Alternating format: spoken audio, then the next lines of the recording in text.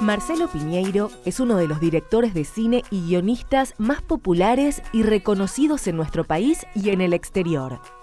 Egresado de la Facultad de Bellas Artes de la Universidad Nacional de La Plata, Piñeiro fue productor ejecutivo de La Historia Oficial, película ganadora del Oscar.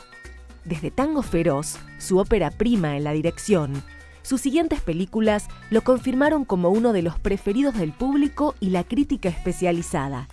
Caballos salvajes, Cenizas del paraíso, Plata quemada, Kamchatka, El método, Las viudas de los jueves e Ismael, su segunda película rodada íntegramente en España. En septiembre de 2014, la versión remasterizada de Tango Feroz llegó a los cines argentinos a 21 años de su estreno. Entre las numerosas distinciones que recibió, Piñeiro ganó 3 premios Goya, el Premio Sur de la Academia Argentina y el Emerging Masters Awards del Festival Internacional de Seattle. Señoras y señores, con nosotros, Marcelo Piñeiro. ¿Cómo estás? Gusto verte. Igualmente. Bueno, bienvenido. ¿Estás viviendo en Buenos Aires? Sí. ¿Siempre viviste en Buenos Aires? No, pero hace ya como 30 años que vivo en Buenos Aires. O sea que naciste hace 30 años en Buenos Aires. Bueno, sos el segundo Piñeiro. Como el tercero, creo. No, que viene a este programa. programa. Que viene el programa. Y bueno, tiene algo que ver nuestra invitada Piñeiro contigo, ¿no? Claudia, sí, claro. Yo adapté Las viudas de los jueves, que es creo que una de las novelas más famosas de Claudia, y creo que la primera que se llevó al cine también. Y la conocí a propósito de eso. Y la verdad me encantó conocerla, Claudia, porque es siempre complicado. Bueno, vos lo debes saber muy bien. El tema de la adaptación... Sí, yo no sé, pero ya me olvidé. El tema de la adaptación de una obra precedente al cine, porque necesariamente se produce un entrecruce de miradas, ¿no es cierto? O sea, la mirada del autor de la obra, que está puesta en lo que hizo, y después, o sea, el director de cine o de teatro, digamos, quien la quiere llevar a otro medio, donde obviamente va a imprimir su mirada sobre ese texto preexistente. Pero yo, en mis 2 experiencias, tengo 3 experiencias, 2 muy buenas en cuanto a relación con el autor, que fueron Plata quemada, de Ricardo Piglia, y Las viudas de los jueves, de Claudia Piñeiro, y una no tan buena, que fue El método, que el autor era de una pieza teatral que se llamaba El método Gronholm, que el autor era Jordi Galcerán. ¿Kamchatka también es una adaptación? ¿O? No. Kamchatka en realidad es una idea que trabajamos juntos con Marcelo. Marcelo después hizo la novela. Posterior a la película. Igual trabajaste, en este caso la adaptación fue de claro. sobre la película. Bueno, no es una adaptación, ¿no? Pero es una obra que surge. Con él hiciste la adaptación de Plata quemada. Con Marcelo trabajé mucho. Hice la adaptación de Plata quemada, hice Kamchatka, la adaptación de Las viudas de los jueves y Ismael, mi última película. Bueno, nuestro programa se va volviendo ya referencial. Uno puede, por ejemplo, ver este programa y luego al día siguiente consultar en YouTube las entrevistas a Claudia Piñeiro y a Marcelo Figueras que estuvo también en nuestro programa, ¿no? Yo a veces hago esas consultas y revisito, y es muy interesante. Casualmente, bueno, pensando... Vos me decías a mí, bueno, yo nunca adapté libros, y la adaptación es todo un tema, ¿no? Siempre se habla de que hay que serle fiel, si al libro o a la película, y si se puede ser fiel a ambos. Mirá, yo creo que, por un lado, ¿qué quiere decir ser fiel? A veces pareciera que se entiende que ser fiel es casi ilustrar lo existente, lo preexistente. Y a mí eso me parece que no es ser fiel, en todo caso no sé si es interesante como modo de fidelidad. Yo recuerdo, mi primera adaptación fue Plata Quemada, de Ricardo Piglia. Y Ricardo Piglia es posiblemente el autor en ejercicio, el autor en actividad que más admiro de la Argentina. Y me resultaba un tanto, a quien yo no conocía personalmente, pero también me resultaba un tanto paralizante hasta encontrarme sobre todo porque una novela como Plata Quemada, que para mí tenía literariamente un montón de cosas absolutamente admirables, pero que no me era posible utilizar, particularmente su modo constructivo, no me era posible utilizarlo en mi mirada de la vida. No era posible. Todo es posible en la vida, ¿no? Pero no era mi mirada de la película trabajar eso. Yo no sé si te acordás, Plata Quemada tiene una multiplicidad de voces que van construyendo el relato. Y todas son voces que Piglia se las ingenia para que sean objetivas, ¿no es cierto? O sea, tienen, o ha sido registrado en un grabador, o está. Todo tiene hay una objetividad en esa construcción de esa multiplicidad de voces. Y yo no veía la película por ahí. Yo veía la película construyéndola desde otro lugar. A mí el tema de la voz del relato en ese momento, de la estructura del relato, era un tema que me tenía muy obsesionado. O sea, de algún modo Ceniza de Paraíso, que era mi película anterior, era una película que era casi una reflexión sobre la estructura, ¿no es cierto? Lo que el relato revela y lo que el relato oculta en base a cómo lo estructurás. Y en ese punto estaba muy obsesionado con el tema de cómo construir, ¿no es cierto? Pero por otro lado, yo sentía que una historia que no era la más evidente de la novela, que era esta historia de amor entre el nene y el gaucho Dorda, que en la película se llamó Ángel, digamos, pero que era,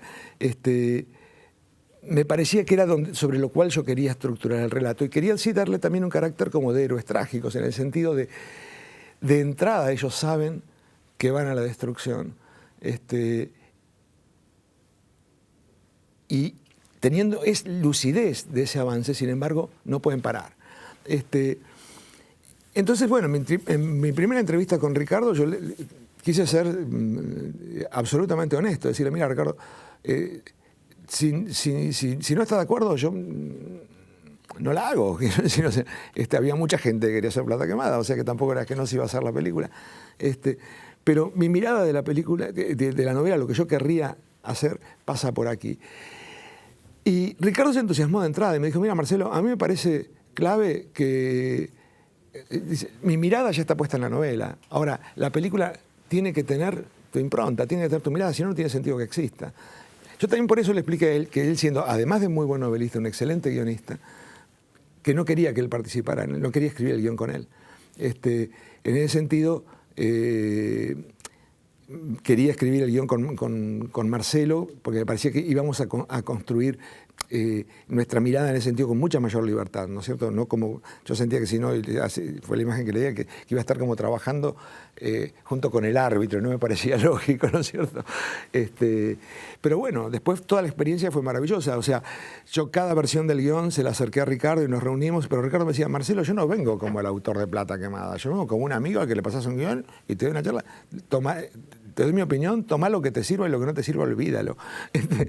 Es absoluto, bueno, acá podemos ir y consultar la entrevista a Piglia, otro de nuestros invitados, pero claro, es un escritor, voy a decir una curiosidad o una obviedad, profundamente literario, porque hay escritores que son cinematográficos. Claudia, tal vez. ¿Cuál es la diferencia? La diferencia está en que el cine el que escribe para cine escribe lo que se ve. Por supuesto puede escribir lo que piensa en voz en off, etcétera, pero el universo de la literatura tiene campos amplísimos y espacios infinitos, y el cine no. Y hay escritores que son más cinematográficos, más visuales, ¿no? Sí, y particularmente yo creo que el punto también pasa por lo narrativo, ¿no? Cuando tiene un eje más potente en lo narrativo, vamos a ir a un ejemplo muy claro, la novela negra.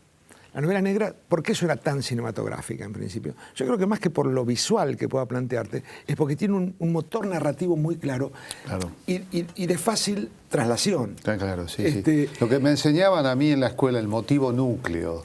Por ejemplo. El motivo núcleo, o sea, el asunto, el plot, dicen ahora, tal ¿no? cual.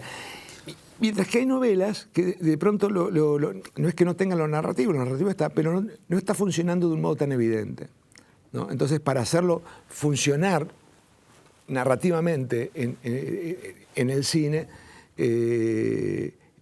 bueno, hay que pensárselo, hay que transformarlo bastante, ¿no es cierto? Yo creo que ese es el punto. Pero también creo que cuando hay coincidencia en la mirada y en lo que se quiere contar entre el autor de la obra preexistente y el director de la película,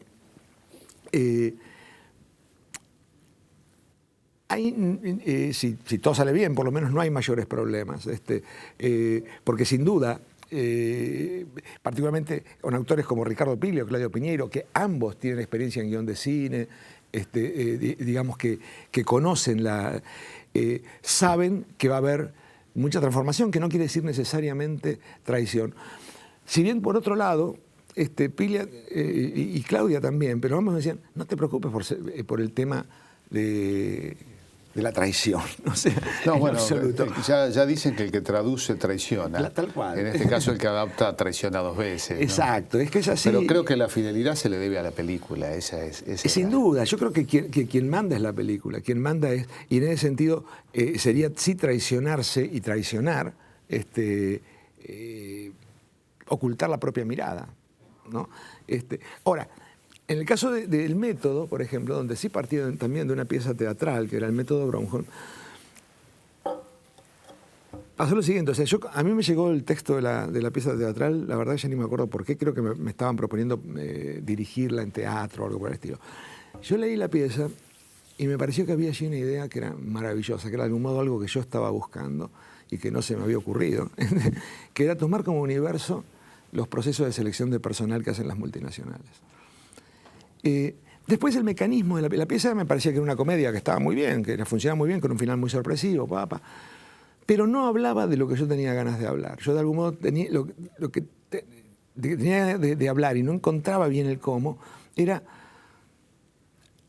de los ejecutores de las políticas del neoliberalismo, sin los cuales no hay manera de llevarlo a cabo, que los tipos, mientras se están ejecutando, se sienten socios, parte del poder, y sacarle la foto en el momento que comprenden que son tan prescindibles como los 800 operarios que expulsamos para que la coma nos quede mejor. De eso no hablaba la pieza teatral, pero sí yo quería hablar de eso en la película. Entonces, también, o sea, me reuní con el autor y le dije con toda franqueza que esto me obligaba a construir otros personajes, a construir otras situaciones y que básicamente lo que iban a contar, pieza teatral y película, era diferente. El tipo estuvo de acuerdo, pero después, claro, en el momento que tuvimos la charla, hicimos todo el acuerdo, etcétera, la obra todavía no era un éxito. Después la obra se convirtió en un gran éxito. Gracias a la película. No gracias a la película, fue sucediendo como en paralelo. En paralelo. Mientras estábamos nosotros rodando, la obra se iba a convertir en un éxito enorme. Porque bueno, la elaboración del guión también, yo el guión ese lo escribí con Mateo Gil, y eso nos llevó bastante tiempo, etc. Un guión que recuerdo que con Mateo sentía. Porque también una cosa que sí dijimos con Mateo, y también se lo dije, lo que no voy a modificar por nada, y esto sí el autor de la pieza teatral no lo entendía, lo que no voy a modificar es la unidad de acción de espacio y de tiempo. O sea, estamos absolutamente encerrada dentro de la sala de reuniones en que se hacen las entrevistas. Que es de por sí una metáfora de lo que estás contando, ¿no? El encierro del neoliberalismo, el encierro de las sociedades en torno a un modelo económico. Tal cual, y aparte que elegimos también, que eso tampoco estaba en la pieza teatral, y esto también lo perturbaba mucho el tipo, elegimos que esa elección de personal sucediera un día donde había una hipotética reunión entre funcionarios del FMI, del Banco Mundial, etcétera, etcétera, por lo que las calles de Madrid, que era donde transcurría la acción, estaban llenas de los grupos antiglobalización expresándose. La ciudad estaba muy paralizada, muy... La película se estrenó, se filmó antes de la crisis española. Bastante antes. O sea que vos, obviamente... Nadie sabía que era el FMI en España en ese momento. O sea que vos le llevaste como argentino, de alguna manera, la premonición de lo que les esperaba, ¿no? Pasó un poco eso. Yo recuerdo que cuando la película se estrenó, la película es de 2005, 2006. Claro, todavía no. En el 2008 empieza. 2008 es Lehman Brothers y a partir de ahí empieza la cosa, ¿no? Pero recuerdo muy bien que yo tenía que explicar hasta en las entrevistas previas al estreno que era el FMI, a ese nivel de... Y bueno, la película, en el momento que se estrena, funciona muy bien de público, pero después, particularmente a partir de que se desata la crisis, no pararon de pasarla por televisión y cada vez tenía mejor audiencia. Hay algo que mencionaste, fue una palabra que apareció, hablaste del éxito de la obra, el éxito de la película, y yo quiero decirlo, ¿no? Si hay algo que acompaña a tu obra, es el éxito. Y esto va acompañado, creo que, de un nivel de coherencia, además, de un éxito relacionado que siempre elegiste lo que querías contar, siempre tomaste opciones, lo acabas de explicar. Ahora, el éxito no es que te acompaña desde que empezaste a dirigir, el éxito te acompaña desde antes. Vos fuiste productor ejecutivo de la historia oficial. Sí. Que, digamos, la fórmula no existe, pero si nos pudiera tirar una punta, o por lo menos a los que quieran hacer cine. No, mira, con la historia...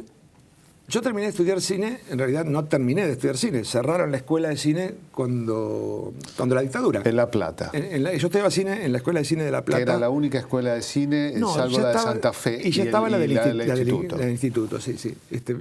Eran, no sé si las únicas, pero sí las más conocidas. Y la de Santa Fe, no sé si todavía estaba abierta en ese momento. La verdad que no estoy seguro.